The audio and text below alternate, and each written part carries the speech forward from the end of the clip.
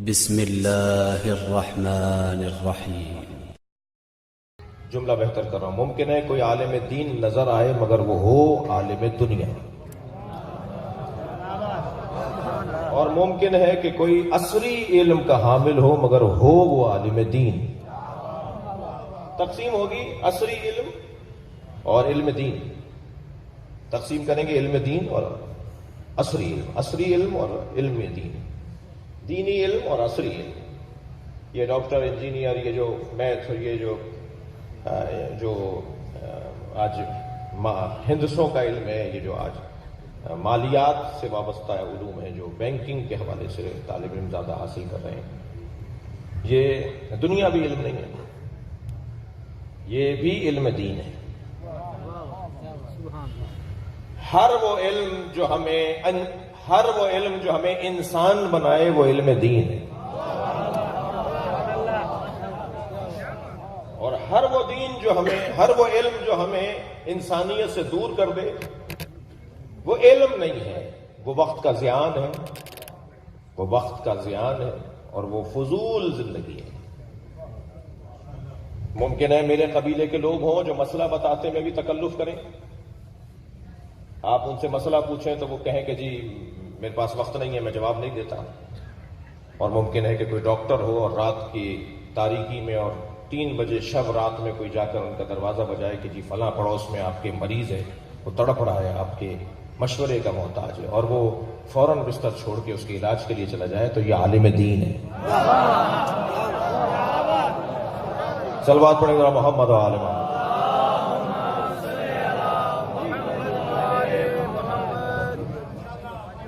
جو خلق الہی کی خدمت نہ کر سکے، جو اللہ کی مخلوق کے کام نہ آ سکے، وہ کسی بھی حلیے کا ہو، مقصد اصل یہ ہے کہ کسی طرح خداوند کریم کو راضی کیا جائے۔ وہ راضی ہوتا ہے اپنی مخلوق کی خدمت کے ذریعے سے۔ ایک خاتون نے آ کر سیدہ زہرا سلام اللہ علیہا سے ایک مسئلہ پوچھا بیوی سے، بیوی نے اس کا جواب دیا، اس نے دوسرا مسئلہ پوچھا، بیوی نے اس کا جواب دیا۔ وہ جب 10ویں سوال پر پہنچی اور 10 سوال حضرت سے اس نے پوچھ لیے تو کہنے لگی بیوی مجھے ایک اور سوال کرنا تھا، لیکن مجھے خوف ہو رہا ہے کہ کہیں میں آپ کو زحمت تو نہیں دے رہی۔ تو حضرت نے جو ایک مثال کے ذریعے سے اہل علم کو توجہ دلائی، حضرت نے فرمایا کہ تم مجھ سے اگر ساری زندگی بھی سوال کرتی رہو گی تو میں پہلے سوال کی طرح تازہ رہوں گی۔ میں کسی سوال پر تم سے یہ نہیں کہوں گی کہ بہت پوچھ لیا، وقت ضائع نہیں کرو۔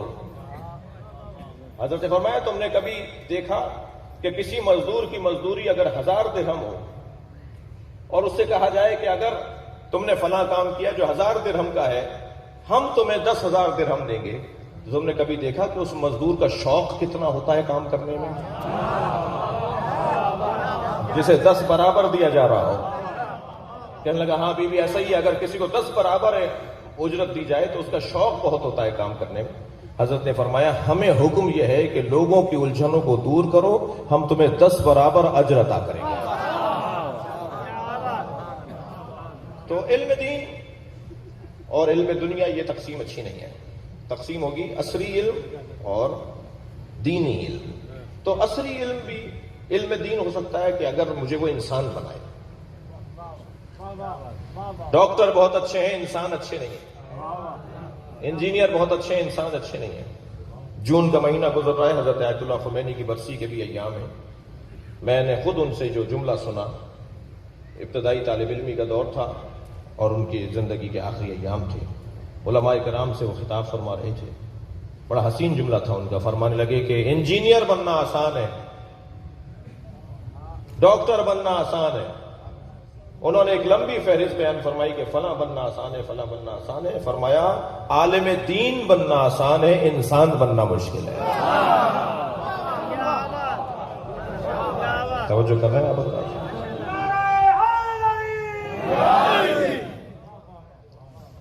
علم کا کام ہے شعور دینا، علم کا کام ہے انسان کو بہتر انسان بنانا۔ اگر وہ علم، لہذا علم کی تقسیم ہو گئی، علم نافع اور علم غیر نافع۔ मासूमीन ने जो तकसीम की है। थक तो नहीं रहे मेरी बातों से? इल्म नाफे और इल्म गैर नाफे। सरकार दो जहां एक जगह से तशरीफ फरमा हो रहे हैं, आपका गुजर हो रहा है एक जगह से, देखा कि मजमा लगा हुआ है, दरमियान में एक ऊंचे पत्थर पर, एक टीले के ऊपर, एक चबूतरे पर एक शख्स बैठा हुआ है और चारों तरफ से लोग उसे एक एक करके सवाल कर रहे हैं। हजरत ने फरमाया, ये कौन है? तो आवाज आई, हाजा अल्लामा, ये अल्लामा है। हजरत ने मन अल्लामा नहीं कहा। अरबी में ज़बील उकूल के लिए, इंसानों के लिए, ज़बील उकूल के लिए मन का लफ्ज इस्तेमाल होगा और गैर ज़बील उकूल के लिए मां का लफ्ज इस्तेमाल होगा। तर्जुमे में भी हम ऐसे ही करेंगे आपको सुनाने के लिए। सरकार ने यह नहीं कहा कि अल्लामा कौन है, हजरत ने फरमाया अल्लामा क्या है।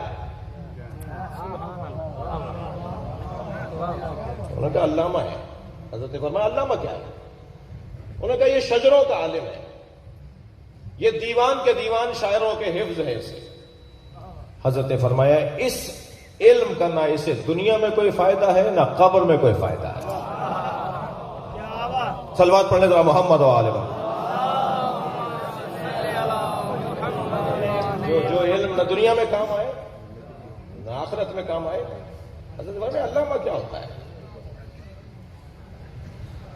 तवज्जो किया आपने? अगर मालूमात मेरे कान से दाखिल होकर मेरी जबान से निकल जाए तो ये ऐसे ही है जैसे स्टेशनों पे कुली सामान उठाते हैं, एक जगह से दूसरी जगह जाके सामान रख देते हैं। उन्हें यह भी नहीं पता होता कि इस बैग में क्या है, इस सूटकेस में क्या है। उन्हें इससे भी गरज नहीं होता कि ये किसका है। उन्हें कहा जाता है ये पैसे लो, वहां रख कर आ जाओ, ट्रेन में चढ़ा दो, ट्रेन से उतार दो। उन्हें सामान एक जगह से दूसरी जगह हमल करने के पैसे दिए जाते हैं। जो लोग इल्म को सुनते हैं और जबान से निकाल देते हैं वो कुलियों से ज्यादा नहीं है। जब तक कान से सुना हुआ इल्म मेरी रूह पर असर न करे मैं आलिम नहीं कहला सकता। भाई सलवात पढ़ ले मोहम्मद व आले मोहम्मद। इससे बेहतर और बुलंद सलवात मुमकिन है तो पढ़िए।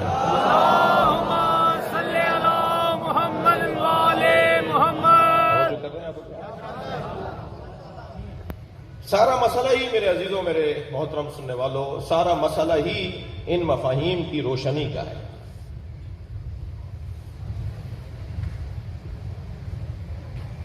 फलौला नफरा वमा कानल मुमिनूना काफ़तन वमा कानल मुमिनूना लियनफिरू काफ़तन। सारे मोमिनीन जिहाद पे न जाएं, कुछ जाएं हुसूल इल्म के लिए।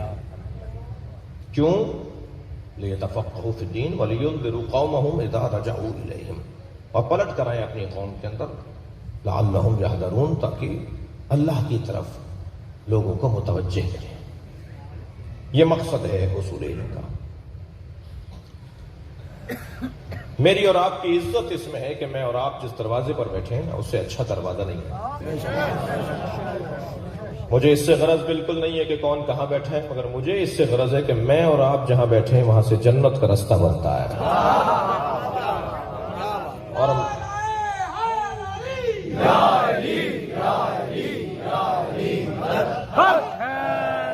बहुत शुक्रिया, ये लाइट बंद हो गई, अभी से जलाइएगा नहीं ताकि मैं ज़ियारत कर सकूं। मम्मी एक सलवात और पढ़े जरा मोहम्मद वाला।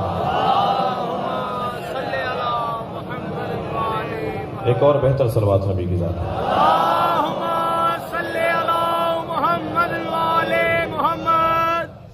और फिर जब हम जुमला दिया कर रहा हूं, फिर हम जब जन्नत में जाएंगे ना, जब हम जन्नत में जाएंगे ना तो वहां जिस नहर से सबसे ज्यादा इस्तेफादा होगा उसे जाफर कहते हैं। जन्नत में सबसे लजीज पानी जिस नहर का है उस नहर को जाफर कहा जाता है। सलवात पढ़ेंगे मौला की जात पर। इससे बेहतर मौला की जात पे सलवात पढ़ें।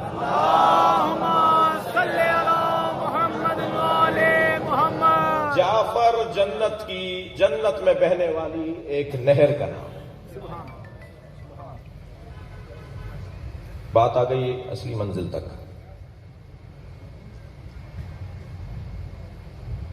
आपने, मेरे बच्चों ने, जवानों ने एक लफ्ज सुना होगा, आब हयात।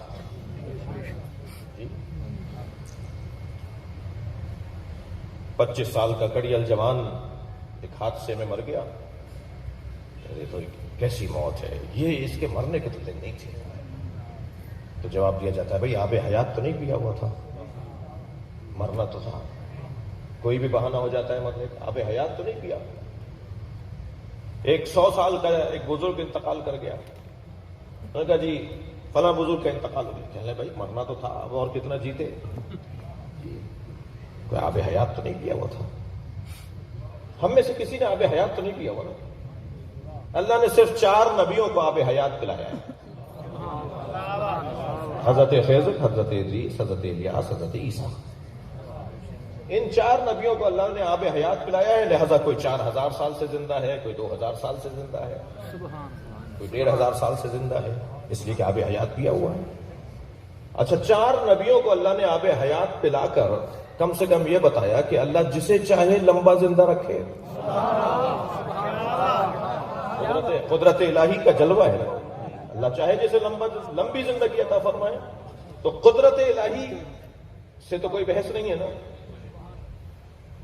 ایک صاحب کہنے لگے کہ جی آپ کے بڑے عجیب و غریب عقیدے ہیں شیعوں کے. جب حضرت ظہور فرمائیں گے تو 40 سال کے ہوں گے. تو یا تو کہیے 40 سال پہلے دنیا میں آئے ہوں گے, یا کہیے 1150 سال کے ہیں ابھی. یہ دونوں باتیں کیسے جڑیں گی؟ میں کہا جی دونوں باتیں جڑ سکتی ہیں, اس لیے کہ اللہ قادر ہے. اللہ 1150 سال والے کو 40 سال کی عمر پہ روک سکتا ہے. کہنے لگے مولانا تضاد ہے آپ کی گفتگو. میں نے کہا کوئی تضاد نہیں ہے. سرکار دو جہاں فرماتے ہیں میرا آخری بالکل میرے مشابہ ہوگا. اسمہ اسمی, اس کا نام میرا نام ہے. کنیت ہو کنیتی, شمائل ہو شمائلی, اس کی کنیت بھی میری کنیت ہے, اس کے شمائل بھی مجھ جیسے ہیں. آنکھ, ناک, پیشانی, ریش مبارک, منہ مبارک, ہاتھوں اور کورووں کا انداز, ناخنوں کا انداز, پیروں کا اور ہاتھ پیروں کا جو مساحت اور سائز ہے, قد, تمام تر چیزیں میرے مولا مہدی کی وہی ہوں گی جو امام حضرت نبی مکرم کی.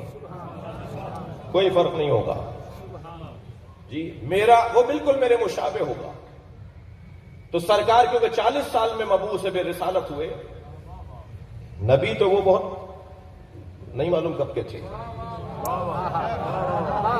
حضرت آدم کا وجود نہیں تھا تو یہ نبی تھے. سرکار تو جہاں 40 سال کے بعد نبی نہیں ہوئے. اعلان نبوت اور ہے, ایجاد نبوت اور ہے. سرکار دو جہاں بہت پہلے سے, ہمیں نہیں معلوم کب سے نبی تھے. جب زمین و زمان نہیں تھا, جب وہ اوقات نہیں تھے, وقت نہیں تھے, اس وقت سے نبی تھے. مگر کیا کریں کہ ایک طبقہ ہے جی اس کے اوپر اصرار کرتا ہے کہ 40 سال کے بعد نبی ہوئے. میں تو ان سے ایک واضح روشن اور ایک سادہ سیدھا سا جملہ کہتا ہوں, ہمارے نبی 40 سال کے بعد نبی نہیں ہوئے, تمہیں آنے میں 40 سال دیر لگی ہے.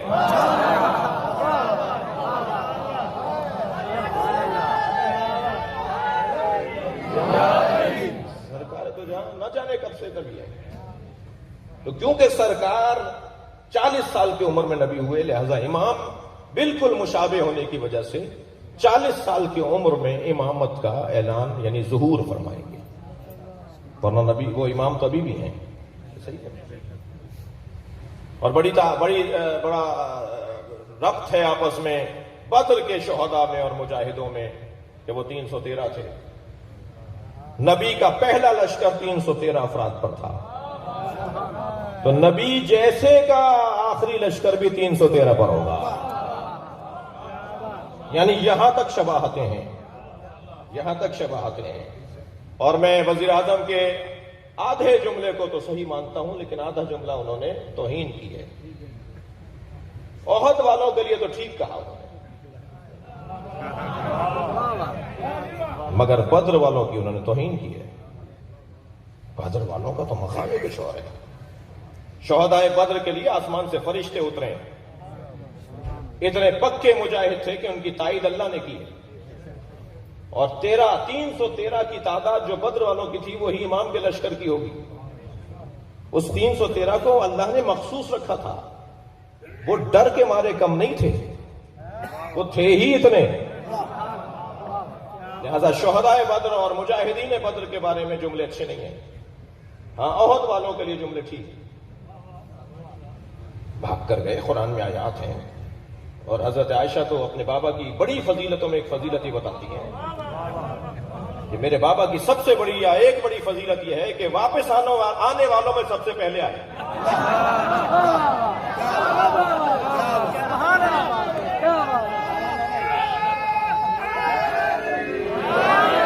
صلوات پڑھیں گے سونا لگتا ہے علی والا جڑا سونا لگتا ہے ہاتھ چکے، جڑا کوجا لگتا ہے نہ چکے. نعرہ تکبیر، اللہ اکبر، نعرہ رسالت، یا رسول اللہ، حسینیت زندہ باد، یزیدیت مردہ باد، صفا کے ساتھ دل مولا، علی مولا، علی مولا، علی مولا. توجہ ہے. سبحان اللہ، سبحان اللہ، ماشاءاللہ ماشاءاللہ. میں زیادہ دیر آپ کے مزاج پہ نہیں رہوں گا، میرا اپنا مزاج ہے. ایک صلوات پڑھیں ذرا محمد والے. اللہم صلی علی محمد والے. اس سے بہتر اور بلند صلوات نبی کی. اللہم صلی علی محمد والے محمد. تو میرا اور آپ کا جو اعزاز ہے، افتخار ہے، وہ یہ ہے کہ ہم اس دروازے سے، اس گھر سے جڑے ہوئے ہیں جس کا سب سے بڑا امتیاز علم ہے.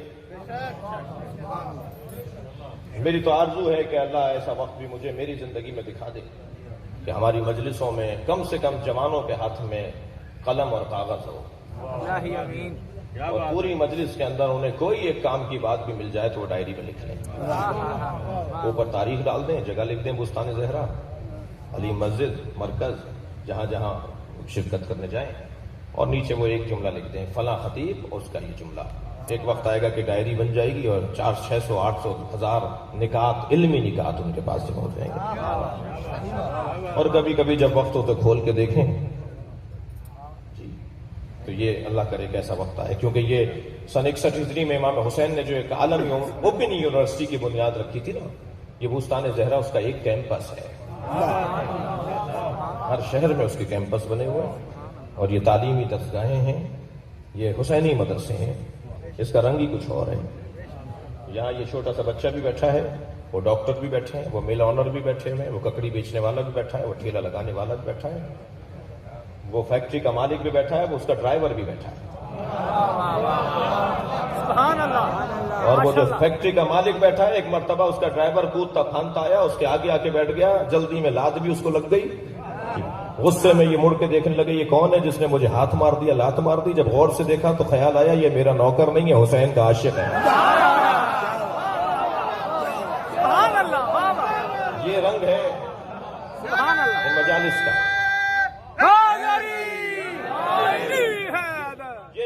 یہ جہاں نظام تعلیم ہے وہاں نظام تربیت بھی ہے.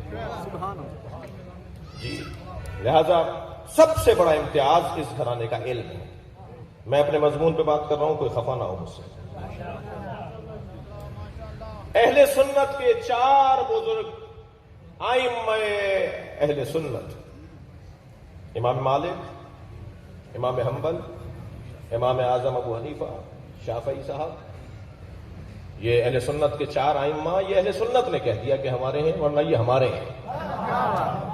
اور جو سنی بھائی یہاں بیٹھے میں ان کی تسلی کے لیے کہہ رہا ہوں کہ اہل سنت کے علماء ہمارے علماء ہیں، انہیں بھی ہمارے علماء کو اپنا عالم ماننا چاہیے. عالم عالم ہوتا ہے.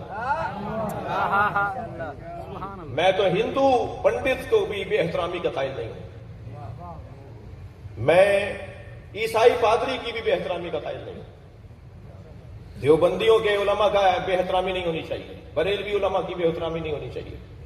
اس لیے کہ قرآن پکار کے کہہ رہا ہے اگر بات کرو تو عالم سے کرو، جاہل سے بات نہ کرو. اگر بریلویوں کا عالم نہیں ہوگا، دیوبندیوں کا عالم نہیں ہوگا، ادیان و مکاتب کے جاننے والے نہیں ہوں گے تو بات کس سے ہوگی؟ گفتگو کس سے کریں؟ جسے پتہ نہیں ہے اس سے کیسے بات کی جائے گی؟ لہذا عالم عالم ہے، عالم کا احترام ہو. یہ جو علماء اہل سنت فرماتے ہیں، اہل سنت ہمارے برادران کی یہ ائمہ اہل سنت ہیں، ائمہ اربعہ، یہ ہمارے بھی عالم ہیں. اور چاروں نے اس دروازے پر اپنی اللہ اکبر حاضری کو ایسا رکھا ہے کہ گمان نہیں، بعض پر یقین ہے کہ وہ شیعہ تھے۔ میرے پاس اس وقت میں تیار نہیں ہوں کہ میں تفصیل سے بات کروں، کوئی 20 دلیلیں میرے پاس ہیں، تھکے ہوئے تو نہیں ہیں، میرے پاس 20 دلیلیں ہیں کہ امام اعظم ابو حنیفہ شیعہ تھے۔ وہ ایک اشارہ بھی میں نے علی مسجد میں دیا ایک دفعہ، وہاں کی ایک مجلس میں۔ لہذا جب پوچھا کسی نے حضرت ابو حنیفہ سے کہ آپ کی عمر کتنی ہے، تو بظاہر 70 سال کے تھے، کہنے لگے 2 سال کا ہوں۔ اس نے کہا حضور آپ نظر آ رہے ہیں، آپ تو اچھی عمر کے ہیں، آپ ہمارے 2 سال کا ہوں۔ کہنے لگے وہ 2 سال جو جعفر صادق کی خدمت ہے۔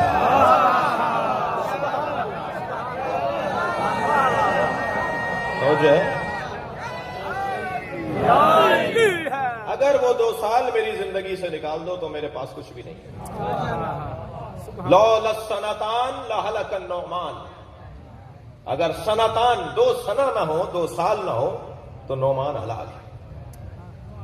توجہ ہے؟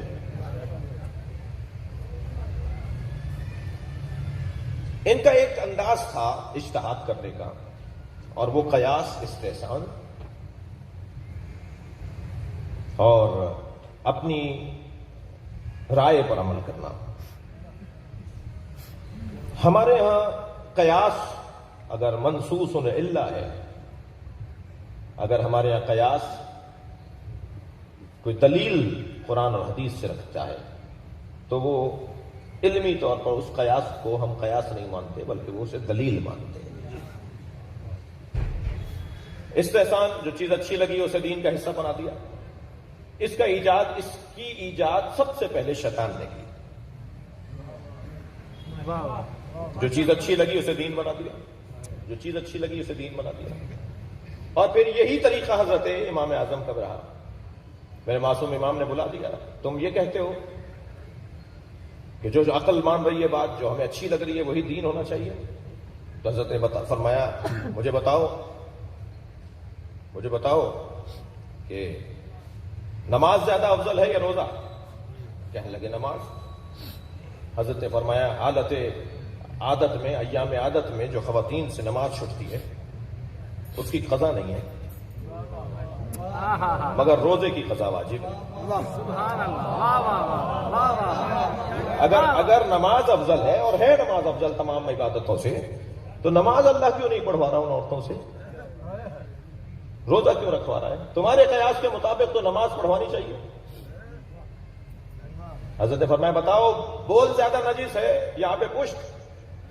ابھی بچے جا کے اپنے ابا سے پوچھیں کہ باب پشت کسے کہتے ہیں، میں ممبر پہ تشریح نہیں کروں گا۔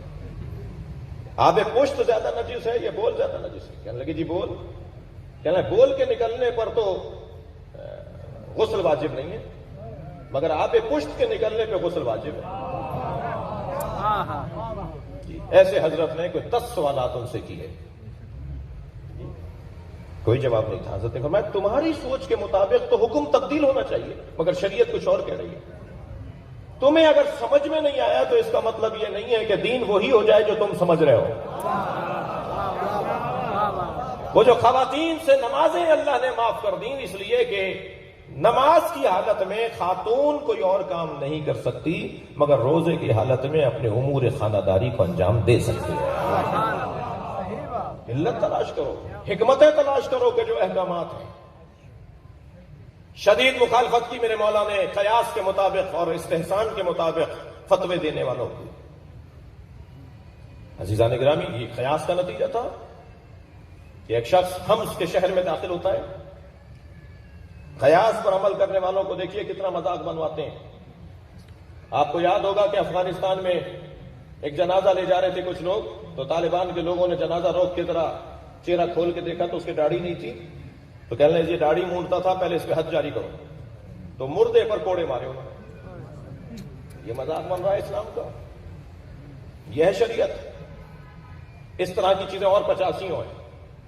خواتین کو جو کوڑے مارنے کی ویڈیوز آپ دیکھتے ہیں، جی بچی جو ہے وہ اسکول چلی گئی تھی، گھر سے باہر نکل گئی تھی، تو اب عورتوں کا باہر نکلنا تو ان کو کوڑے مارے جا رہے ہیں۔ یہ دین کا مذاق۔ البتہ مجھے قدر ناخوش بھی رہنا چاہیے، اور ایک اعتبار سے مجھے اللہ کا شکر ادا کرنا چاہیے کہ جتنے بھی دین کا مذاق بنانے والے ہیں وہ سب وہ ہیں جو جعفر صادق سے دور ہیں۔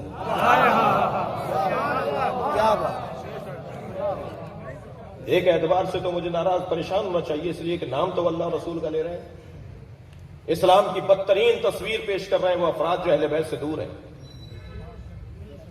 اور ایک اعتبار سے شکر ادا کرنا چاہیے کہ الحمدللہ ہمارے یہاں یہ مذاق نہیں ہے۔ یہ قیاس اور استحسان پر عمل کرنے والے لوگ، توجہ چاہوں گا، اتنا مذاق بنواتے ہیں کہ ایک شخص حمص کے شہر میں داخل ہوا جو شام کا ایک شہر ہے، تو مؤذن اذان کہہ رہا تھا یقولون اہل حمص اشہد ان لا الہ الا اللہ، اہل حمص کہتے ہیں کہ اشہد ان لا الہ الا اللہ۔ اس نے کہا بھائی یہ کیسی اذان ہے؟ یہ اذان میں ایک جملہ اضافہ ہے یہاں پر۔ اور پھر جب نبی مکرم کا نام لینے لگا تو پھر کہنے لگا اہل حمص کہتے ہیں محمد الرسول اللہ۔ کبھی یہاں اذان میں اضافہ ہے؟ ایک آدمی کو روک کے پوچھا یہ کیا کہہ رہا ہے؟ کہنے لگا نہیں وہ جو ہمارا مؤذن ہے وہ چھٹی پہ گیا ہوا ہے، یہ یہودی ہے، اس کی اذان اس کی لہجہ اور قرأت اچھی ہے، تو ہم نے اس کو کہا ہے کہ تم اذان کہہ دو، تو کہتا جی میں تو نہیں مانتا جو تم مانتے ہو، تو میں اس لیے یہ بولوں گا۔ کچھ اور آگے بڑھے تو کیا دیکھا کہ ایک مولانا صاحب نماز پڑھا رہے ہیں، ایک ٹانگ انہوں نے فضا میں معلق کی ہوئی ہے، ایک ٹانگ پہ کھڑے ہو کے نماز پڑھا رہے ہیں۔ انہوں نے کہا بھائی یہ ایک اور نیا منظر نظر آیا ہے، یہ کیا ہو رہا ہے؟ نماز ختم ہوئی تو مولانا سے پوچھا یہ کیا کر رہے تھے آپ؟ کہنے لگا جی میں آ رہا تھا نماز پڑھانے کے لیے تو ایک نجس پانی کی چھینٹ مجھے لگی تو میرا پیر جو نجس تھا اسے میں نے علیحدہ کر دیا اور پاک پیر پہ کھڑا ہو کے نماز پڑھا۔ آپ دیکھیے قیاس کے نتیجے، قیاس کے نتیجے۔ کچھ اور آگے گئے تو کہ جی منظر دیکھا، ایک زندہ کا نماز جنازہ پڑھایا جا رہا ہے، اسے تابوت میں مسحری میں لٹا کے باندھا ہوا ہے اور نماز جنازہ وہ پکار پکار کے کہہ رہا ہے میں زندہ ہوں۔ جب نماز جنازہ پڑھا دی گئی تو ان سے پوچھا یہ کیا کر رہے تھے؟ مولانا یہ کیا کر رہے تھے آپ؟ کہنے لگا میں کیا کہوں، ایک کی مانوں یا 40 کی مانوں؟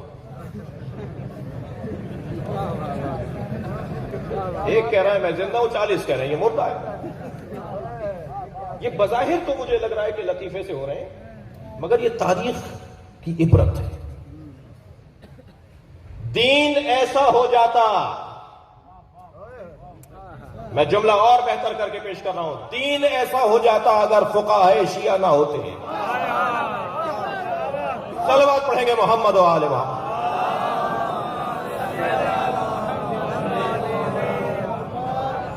دین کا یہ حال ہو جاتا، قیاس اور استحسان پر عمل کرنے والے دین کا مذاق بنا دیتے، جو بنا بھی رہے اور بناتے رہے۔ مگر الحمدللہ اہل بیت سے جڑے ہوئے فقہا جو مطابق تعلیمات اہل بیت ہمارے مسائل کا حل پیش کرتے ہیں۔ ہمارے معاشرے میں ایک طبقہ ہے کہ جو غلط فہمی کا شکار ہے اور غلط فہمی میں انہیں مبتلا کیا جا رہا ہے۔ نہج البلاغہ میں مولا علی نے مجتہدین کے خلاف خطبہ دیا ہے، موجود ہے نہج البلاغہ میں مجتہدین کے خلاف خطبہ مولا علی کا۔ مجھ سے ایک صاحب پوچھ رہے تھے، میں نے کہا کہ مولا علی کے زمانے میں اگر مولا کسی مجتہدین یا مجتہد کے خلاف خطبہ دے رہے ہیں تو اتنا تو طے ہو گیا کہ علی کے ہوتے ہوئے فتویٰ دینے والا تو وہی ہے نا جس کے خلاف علی بولیں گے۔ مجتہد تو مجتہد ہے، وہ کسی بھی مکتب کا ہو۔ جہاں مولا نے مجتہدین کے خلاف خطبہ دیا ہے اس لیے کہ اہل بیت کے ہوتے ہوئے تم فتویٰ دے رہے ہو تو مذمت تو ہونی ہے نا، مولا مذمت تو کریں گے ان کی۔ تو جہاں نہج البلاغہ میں مجتہدین کے خلاف مولا علی کا خطبہ ہے، وہیں اس نہج البلاغہ میں فقہا علماء کی تعریف میں کتنے خطبے ہیں، انہیں بھی تو جوڑی ہے نا۔ تو جو مخالفت مولا علی مجتہدین کی کر رہے ہیں وہ مجتہدین ہیں جو مکتب اہل بیت کے مجتہد نہیں ہیں۔ آج یہ بیبی ٹیسٹ ٹیوب کے مسائل، آج یہ بینکنگ کے مسائل، آج یہ انشورنس کے مسائل، آج یہ جدید مسائل کون حل کر کے دے رہا ہے؟ جی یہ نکاح کے صیغے کس نے بنا کے دیے ہیں؟ جی اور ایک طویل فہرست ہے کہ جو جدید مسائل کا حل پیش کیا ہے فقہاء امامیہ نے۔ غیبت امام میں ہمیں ایک آواز آتی ہے میں تو امام زمانہ کی تقلید کرتا ہوں. کچھ بتائے اسے جا کے امام زمانہ کی تقلید نہیں ہوتی، بیعت ہوتی ہے. تقلید ہر اس وجود کی ہوگی جو ایکسپرٹ ہوگا، ایکسپرٹ کی رائے. اور ایکسپرٹس جو ہوتے ہیں وہ محقق ہوتے ہیں، اور محققین کی رائے میں اختلاف ہوتا ہے.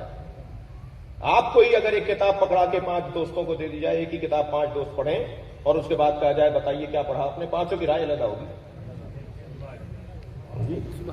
یہ ڈاکٹر حضرات کے پاس آپ چلے جائیے، 4 ڈاکٹروں سے ایک ہی مریض آ کر ملے، چاروں کے نسخے علیحدہ ہوں گے. 7 پڑھے ہیں، ایک ہی کالج میں پڑھے ہیں، ایک یونیورسٹی میں پڑھے ہیں.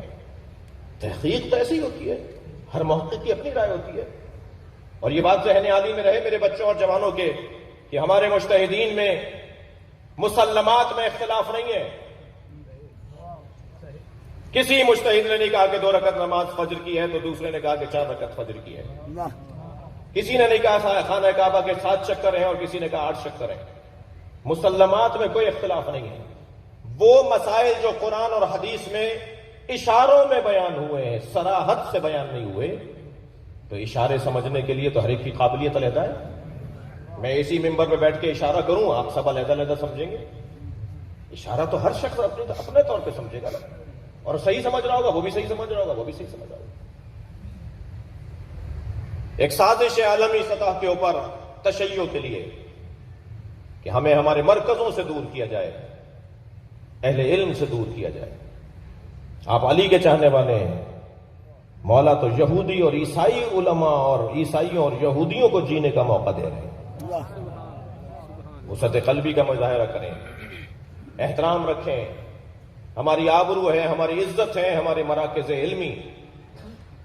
آج دنیا پر عالمی سطح پر ہم اگر فخر سے کسی کو پیش کر سکتے ہیں تو یہ ہمارے فقہا ہیں، اور یہ سب شاگردان مکتب امام صادق ہیں. فقہ ہے جعفریہ، اس کا فقیہ کون ہے؟ فقہ جعفریہ کا جو فقیہ ہوگا جی وہ مطلوب امام صادق ہوگا، جو پسندیدہ ہوگا امام صادق کے نزدیک. میں وہ بات کر رہا تھا، اس کی طرف پلٹ رہا ہوں کہ جتنے بھی چاروں ائمہ اہل سنت ہیں وہ سب کے سب بالواسطہ یا بلا واسطہ امام صادق کے شاگرد ہیں. اور یہ چاروں کے چاروں ہستیاں امام شافعی کیا کہتے نظر آ رہے ہیں؟ امام اعظم ابو حنیفہ حضرت زید شہید کی حمایت کا انہوں نے فتویٰ دیا. زید شہید کا قیام شیعی قیام تھا، شیعوں کا قیام تھا، کھلے شیعوں کا قیام تھا. حضرت ابو حنیفہ نے فتویٰ دیا کہ زید شہید کا ساتھ دینا واجب ہے، اور زکوٰۃ اور مالی اسلامی مالیات ان کے لشکر پہ خرچ کرنا واجب ہے. یہ تمام فتوے، یہ کیفیت اہل بیت کے ساتھ ان کی. امام احمد ابن حنبل سے تو کسی نے جا کے کہا، اللہ اکبر، بڑا حسین واقعہ ہے. ایک شخص اپنے ایک شیعہ دوست کو لے گیا امام احمد ابن حنبل کے پاس. ان سے کہنے لگا کہ حضور بتائیے جبرائیل سرکار دو جہاں پر کتنی دفعہ نازل ہوئے؟ انہوں نے کہا 12,000 دفعہ. کہنے لگے آیات تو 6,000 کچھ ہیں. تو ایک مرتبہ غصے کسی کیفیت میں کہنے لگے کیا مطلب ہے، صرف آیات لے کر آتے تھے جبریل؟ جبریل تو جھولا جھولانے بھی آتے تھے، جبریل تو چکی چلانے بھی آتے تھے، جبریل سرکار کے دروازے پہ سلام کرنے آتے تھے، سیدہ کی خیریت پوچھنے آتے تھے نبی کی رحلت کے بعد. یہ جبریل کا تو آنا اس دروازے پر ایک دفعہ تو نہیں ہے، 12,000 دفعہ سرکار پر جبریل نازل ہوئے. اب وہ جو شیعہ دوست ساتھ تھا نا، اسے چٹکی بھرنے کے لیے انہوں نے کہا اچھا اتنا بتائیے پھر علی پر کتنی دفعہ جبریل نازل ہوئے؟ اب یہ سوچ رہے تھے کہ وہ جواب دیں گے علی کا کیا مطلب، علی پر کیوں نازل ہوتے؟ قرآن تو نبی پہ نازل ہو رہا تھا، علی پر کیوں نازل ہوتے؟ جیسے اس نے کہا نا کہ جبریل علی پر کتنی دفعہ نازل ہوئے، تو امام احمد ابن حنبل نے فرمایا 24,000 دفعہ.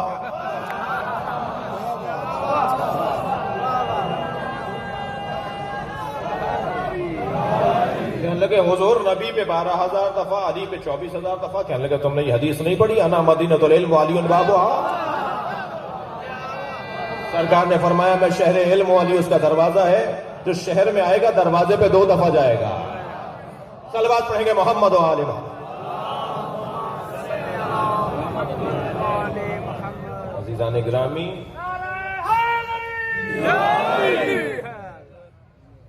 امام جعفر صادق و مذاہب اربعہ، ایک کتاب ہے 10 جلدوں میں،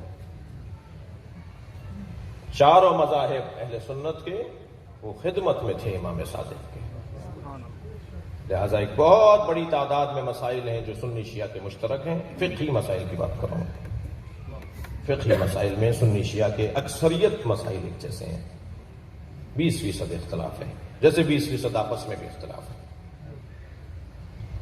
اور وہ زیادہ تر امام سے استفادہ کے بعد انہوں نے ان مسائل کو ترتیب دیا ہے۔ علم اس گھرانے کا خاصہ ہے، انہوں نے کبھی نہیں کہا کہ ہمیں نہیں پتا،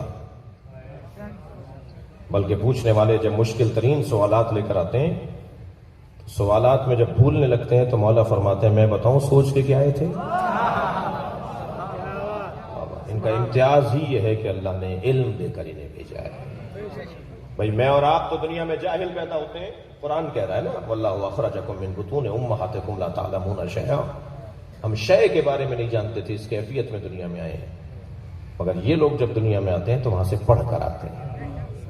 علمنی ربی ثم ارسلنی، اللہ نے پہلے مجھے علم دیا ہے پھر مجھے بھیجا ہے، یہ وہاں سے پڑھ کر آئے، یہاں کوئی پڑھانے والا نہیں ہے۔ امی کا مطلب بھی ان پڑھ نہیں ہے معاذ اللہ، امی کا مطلب ہے اسے کوئی پڑھانے والا تھا ہی نہیں، کوئی اس قابل ہی نہیں تھا کہ سرکار کو پڑھائے۔ سرکار کا لفظ امی اور مولا علی کا من عرفنی من علمنی حرفا فقد صیرنی عبدا، مولا علی فرماتے ہیں جس نے مجھے ایک حرف سکھا دیا میں اس کا بندہ بن جاؤں گا۔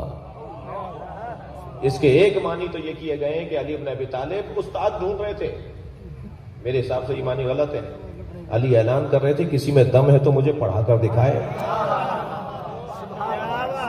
دنیا میں کوئی اس قابل نہیں ہے جو علی بن ابی طالب کو پڑھا سکے، کیا پڑھاؤ گے؟ وہ علی بن ابی طالب اللہ اکبر، جب چاہیں تو علی بن ابی طالب اسرار سے پردہ ہٹاتے ہیں، اللہ اکبر، اور جب میرے مولا کے علم کا سمندر بہنے لگتا ہے، میرے مولا کے علم کا سیلاب جاری ہوتا ہے، تو پھر جو قابل لوگ ہوتے ہیں وہ اسے برداشت کر جاتے ہیں، جو ناقابل لوگ ہوتے ہیں وہ اس میں بہہ جاتے ہیں۔ اس گھرانے کا خاصہ علم، اور سب کی کیفیت ایک سی ہے، سب کی کیفیت ایک سی ہے۔ ایک دن میرے مولا نے فرمایا یا زہرا تعال الیہ، قریب آئیے میں آپ کو بتاؤں، انی عالم ما کان و ما یکون، میں ماضی کے بھی تمام امور کا عالم ہوں، آئندہ جو کچھ ہوگا اس کا بھی عالم ہوں۔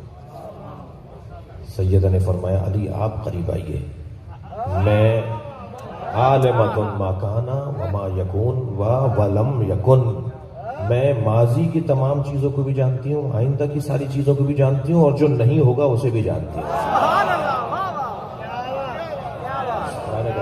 علم ہے۔ اور نہ صرف سیدہ مولا کائنات، اس گھر کے فرد فرد کو اللہ نے وہاں سے سجا کر اور پڑھا کر بھیجا ہے۔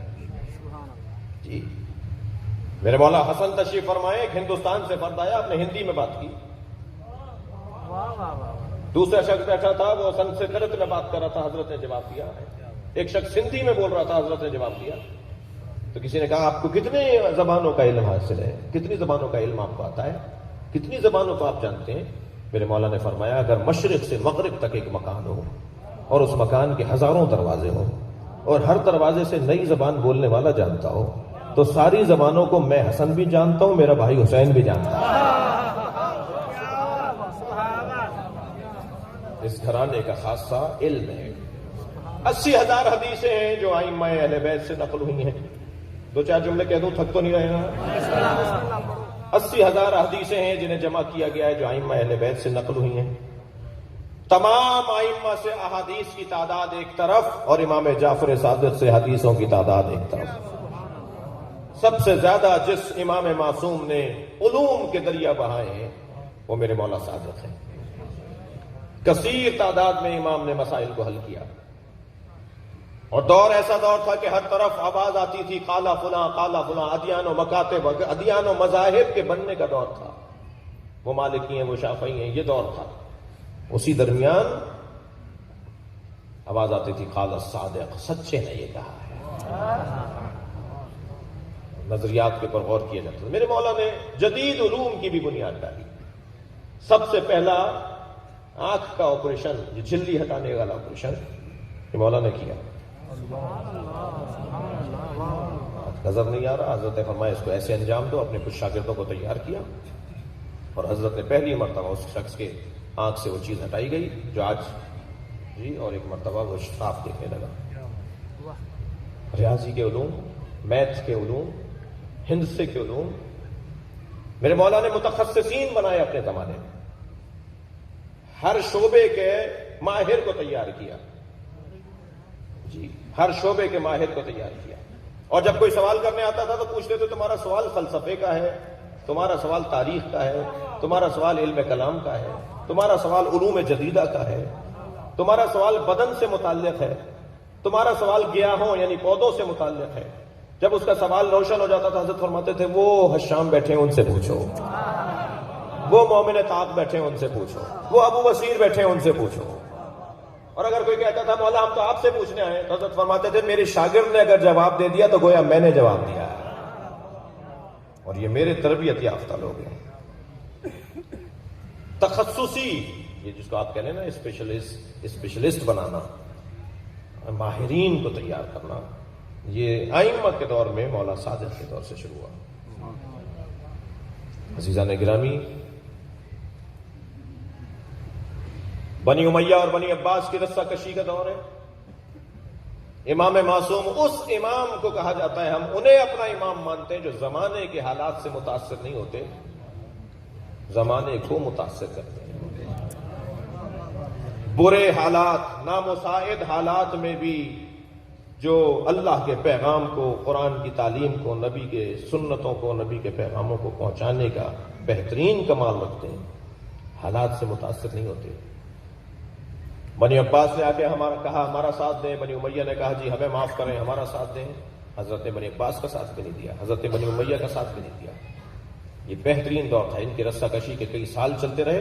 ان سالوں میں امام نے علوم کی بنیادوں کو مرتب کیا۔ پہلی دانشگاہ، پہلی یونیورسٹی اسلامی دنیا کے اندر اگر بنی ہے تو وہ امام صادق نے بنائی ہے۔ 4000 طالب علموں نے دعویٰ کیا ہے کہ ہم نے امام صادق سے استفادہ کیا ہے۔ 4000 طالب علموں نے کہا ہے کہ ہم نے ان سے سیکھا ہے۔ کاغذ اور قلم ہاتھ میں ہوتا تھا اور حضرت جہاں سے گزرتے تھے، گزرتے گزرتے میرے مولا علوم کے دریا بہاتے تھے۔ بہت دیر آپ کو روکنا مطلوب نہیں ہے۔ میرے مولا جس ممبر درس پر تشریف فرما ہوتے تھے، اس ممبر کے پیچھے دیوار پر ایک تختی پر 2 مصرے لکھے ہوئے تھے، اور وہ مصرے تھے لیس الیتیم قد مات والدہ، یتیم وہ نہیں ہے جس کا باپ مر جائے، بل الیتیم یتیم العلم والادب، جو علم نہیں رکھتا، جو ادب نہیں رکھتا، وہ یتیم ہے۔ ائمہ کی تعلیمات کی روشنی میں یتیم اسے کہتے ہیں جو علم سے دور ہو۔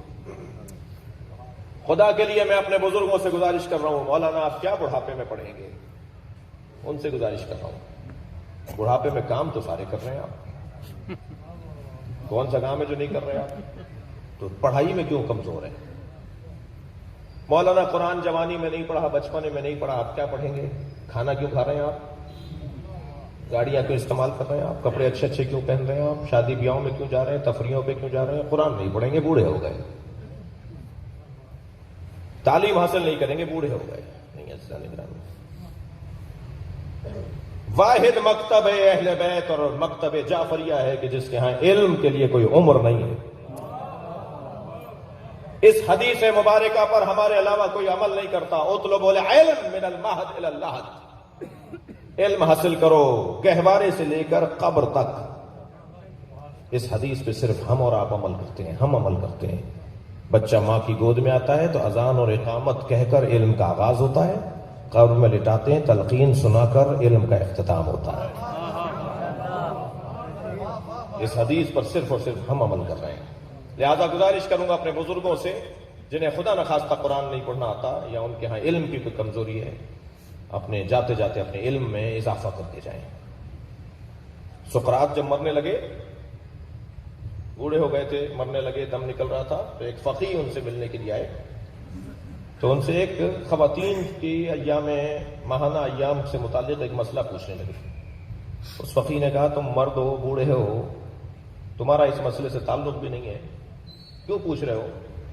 کہنے لگے بتاؤ جان کر مروں بہتر ہے یا جاہل مروں بہتر ہے؟ لہذا میرے عزیزوں، بزرگوں سے گزارش کر رہا ہوں ہاتھ جوڑ کر کہ اگر کہیں کسی میں کوئی کمزوری ہے، آپ کے توسط سے پیغام دے رہا ہوں، تو علمی طور پر اپنی کمزوری کو برطرف کر کے اس دنیا سے جانا ہے، سیکھنا ہے. کوئی عمر نہیں ہوتی سیکھنے کی.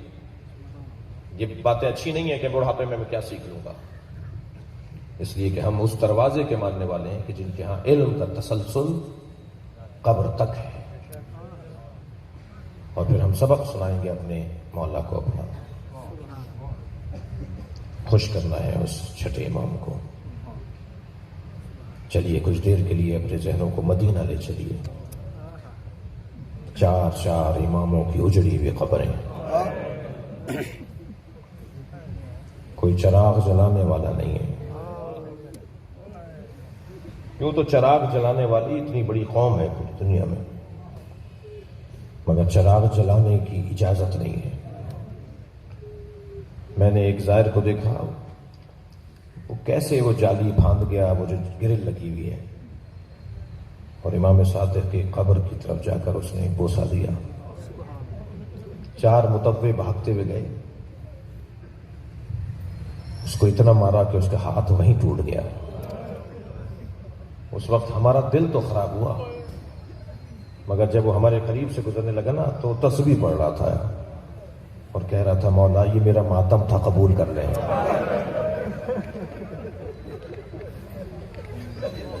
جب مدینہ منورہ آپ جائیں گے تو ان قبروں پر آپ کی دل آزاری ہوگی، مگر خدا کے لیے قبروں پہ جانا بند نہیں کیجیے گا. بہت سخت ہے، دل بہت خراب ہوتا ہے جب ان قبروں پر کھڑے ہوئے وہ متوے، وہ شرطے بے ادبی کر رہے ہوتے ہیں.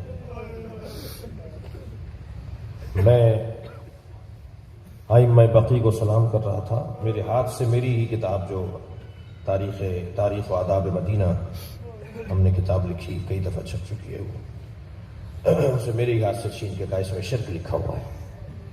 یہ کہاں سے لائے کتاب؟ کیونکہ زائرین اور حجاج کو وہ تقسیم کی جاتی ہے کراچی کے خاص طور پہ قافلوں میں.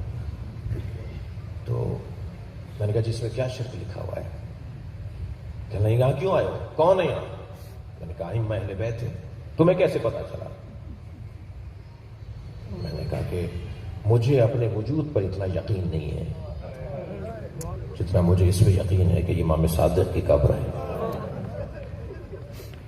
میں نے کہا تم نے گرایا ہے مزار کو، کتابوں میں تصویریں موجود ہیں، اعتراف کرنے والوں کے اعترافات ہیں، تاریخ لکھنے والوں نے لکھا ہے کہ یہاں کس کس کی قبریں اور کیسے کیسے مزار تھے. میں نے کہا تم نے گرایا ہے وہ مزار. میں نے کہا کیوں چھوڑ دیا تم نے؟ تو تکلیف دے جملہ جو خود ایک گریے کے لیے ایک مصیبت کا جملہ ہے. کہنے لگا وہ بھی گرائیں گے. سرکار کے مزار کو کہنے لگا وہ بھی گرائیں گے. عزادارو سنیں گے اس قبرستان میں کس کس کی خبر ہے؟ اس قبرستان میں جناب ام لیلا مادر حضرت علی اکبر کی خبر ہے. اس بی بی کو ہر سال پرسہ دیتے ہیں نا ایام اعظم میں، بی بی ام لیلا وہی ہے. ایک اور نام لوں اگر آپ رونے کو آمادہ ہیں، اس قبرستان میں علی اصغر کی ماں بھی دفن ہے. جناب رباب بھی جنت البقیع میں ہے. سنیں گے ذرا، اس قبرستان میں بی بی شہربانو بھی ہے. اس قبرستان میں ایک اور نام لوں، اس قبرستان میں مادر عباس. میں حضرت ام البنین کی قبر اطہر کے اوپر سلام کر رہا تھا. جنت البقیع کے مین دروازے سے لبنانی حاجیوں کا قافلہ داخل ہو رہا تھا اور حضرت ام البنین کی قبر کی طرف وہ ماتم کرتے ہوئے نوحہ پڑھتے ہوئے آ رہے تھے اور ایک مصرع تکرار کر رہے تھے، اور مصرع یہ تھا، اے مادر عباس تمہاری قبر تو مل گئی، ہمیں مادر حسین کی قبر بتاؤ کہاں. اجرکم اللہ، اجرکم اللہ، خدا کسی غم میں نہ رلائے. کہاں ڈھونڈے جناب زہرا کی قبر کو؟ بی بی جس بیت الحزن میں حسنین کا ہاتھ پکڑ کے جاتی تھی اور روتی تھی نا، سنیں گے ظالموں نے وہ گھر بھی گرا دیا. سیدہ کی قبر، وہ جو دروازہ گرایا تھا نا بی بی پر، اس سے کم مصیبت نہیں ہے بی بی کے مزار کو گرانے کی مصیبت. وہ بھی سخت مرحلہ تھا. وہ دیکھنے والے حسنین تھے اور علی تھے. یہ منظر دیکھنے والے امام مہدی ہیں. وہ جب جناب زہرا پہ دروازہ گرا تھا نا، تو اس وقت ایک آواز تو بی بی نے یہ دی تھی، یا مہدی ادرکنی، اے میرے مہدی میری مدد کرو. اور اب جب مزار گرا ہے تو امام زمانہ دیکھ رہے ہیں. 1924 میں ان ظالموں نے مزار گرایا. حضرتارو آپ رو رہے ہیں، مجھے دل کر رہا ہے ایک جملہ میں آپ کو مصاب کرنے کے لیے ایک جملہ کہوں. 1924 میں تو ماں کا مزار گرایا اور 2015 میں بیٹی کے گنبد پہ میزائل مارا گیا. میں جب جناب زینب کی زیارت کو گیا نا پچھلے سال، تو میں نے بی بی کی زری پکڑ کے بہت دیر معافی مانگی. میں نے کہا بی بی ہم آپ کے روزے کی حفاظت کے لیے آئے تو نہیں اور زیارت کرنے بھی نہیں آ رہے. بی بی کے روزے پہ مجمع کم ہے، قافلے جیسے پہلے جاتے تھے ایسے نہیں جا رہے. بی بی کے روزے پہ لوگ کم ہیں. خدا کے لیے میں ہاتھ جوڑ کے کہہ رہا ہوں، جس کے پاس وسیلہ ہے، وسائل ہیں، ذرائع ہیں، پیسہ ہے، صحت ہے، وہ 1 سال کربلا چلا جائے جی. 1 سال بھائی کے پاس چلا جائے، 1 سال بہن کے پاس چلا جائے. کہیں ایسا نہ ہو بہن شکایت کر دے، بھائی تمہارے ظاہر مجھے سلام کرنے نہیں آ رہے. سیدہ زینب کے مزار پہ وہ مجمع نہیں رہا جو ماضی میں تھا. میری شکایت پاکستان کی ریاست سے بھی ہے. پاکستان کی فوج کو جانا چاہیے تھا بی بی کی روزے کی حفاظت کے لیے، جیسے مکہ اور مدینے کی حفاظت کرنا پاکستان کی فوج نے ذمہ داری لی. جو چلے گئے تم انہیں بھی پکڑ کے بند کر رہے ہو. ابھی مسنگ پرسنز کے حوالے سے جو کراچی میں احتجاج ہوا، اس وقت ہم نے کہا کہ ان کا کیا قصور ہے. انہوں نے پاکستان کی فورسز پر حملہ نہیں کیا، کسی فوجی کو نہیں مارا بی بی کی حفاظت کرنے والوں نے، کسی پاکستان کے پولیس اہلکار کے اوپر گولی نہیں چلائی، کسی نے ان میں سے کسی نے بھی اسلحہ نہیں اٹھایا. انہوں نے تو داعش جیسی طاقت، جس کے پیچھے بڑی بڑی طاقتیں اور حکومتیں تھیں، انہیں شام سے نکالا ہے. اتنے ماہر لوگ ہیں، اب فوج کے اندر انہیں بھرتیاں کرو، انہیں فوج میں نوکریاں دو. اتنے ماہر لوگ ہیں جنہوں نے داعش جیسی طاقت کو شام سے نکالا ہے.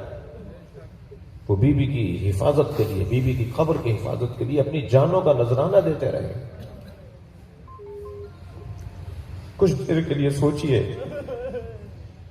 مینار پہ تو میزائل لگ گیا تھا نا، اگر خدا نہ خواستہ جالی کو اکھاڑ دیتے، حجر ابن عدی کی قبر تک چلے گئے نا، اگر جناب زینب کی قبر تک چلے جاتے تو دنیا کے کسی شیعہ کو جینے کا حق نہیں تھا. یہ مزار گرانے والے لوگ 1924 سے یہ سلسلہ جاری ہے. کمزوری میری ہے، ہم اپنی الجھنوں سے نہیں نکل رہے، ہم اپنے اختلافات سے اور لڑائی جھگڑوں سے نہیں نکل رہے. وہ مقصر ہے، وہ غالی ہے، وہ نمازی ہے، وہ مقلد ہے، وہ غیر مقلد ہے. ہم انہی الجھنوں سے نہیں نکل رہے. اگر ہم ان الجھنوں سے نکلے ہوئے لوگ ہوتے، مجال نہیں تھی جناب زہرا کا مزار نہ بنتا. ان کی حیثیت نہیں ہے. یہ ڈرپوک لوگ ہیں، بزدل لوگ ہیں، بد کردار لوگ ہیں. جناب زہرا کا مزار ہر شیعہ کی آرزو ہے کہ اپنی آنکھوں سے بنتا ہوا دیکھے. اور اس مزار میں 4 قبریں اور بھی ہوں گی. ایک امام حسن کی قبر ہوگی، ایک امام سجاد کی قبر، ایک امام باقر کی قبر، اور ایک اس امام کی قبر جس میں رونے کے لیے ہم جمع ہیں، امام جعفر صادق کی قبر. عزیزارو، ان جنازوں کے ساتھ کیا ہوا؟ میں تو عجیب کبھی کبھی سوچتا ہوں تو میرے رونگٹے کھڑے ہوتے ہیں. انہیں زہر دے کے مارا، انہیں تلوار سے مارا. تم نے تو مار دیا تھا نا، ان کی قبریں تو رہنے دو. مگر ظالم کو پتا ہے کہ ان کی قبریں لوگوں کو ہدایت دے رہی ہیں. آج کربلا جیسی رہنمائی کر رہی ہے پوری دنیا کی. ایک قبر حسین. میری آواز جائے گی، ذرا سنتے رہیں. چلیے ذرا پنجتن کے 5 جنازوں کا حال تو سنیے.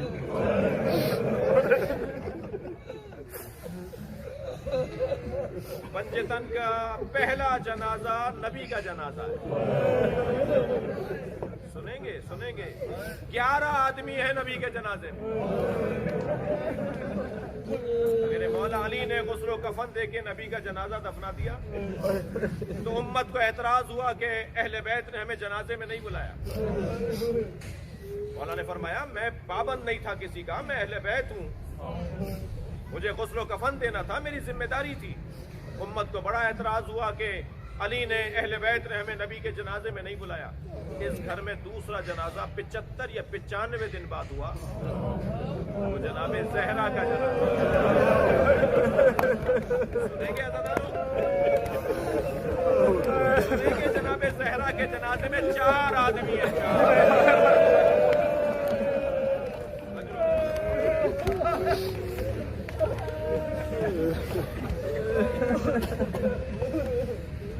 جناب زہرا کے جنازے میں 4 آدمی ہیں. 4 آدمی رات کی تاریکی میں زہرا کا جنازہ اٹھا ہے. امت کو پھر اعتراض ہوا میں اہل بیت نے اپنے گھر کے جنازے میں نہیں بلایا. بہت شوق تھا نا کاندھا دینے کا, بار بار کہتے تھے نا اہل بیت ہمیں جنازے میں نہیں بلاتے. اس گھر میں تیسرا جنازہ ہے مولا علی کا. سنیں گے 2 آدمی جنازہ اٹھا رہے ہیں.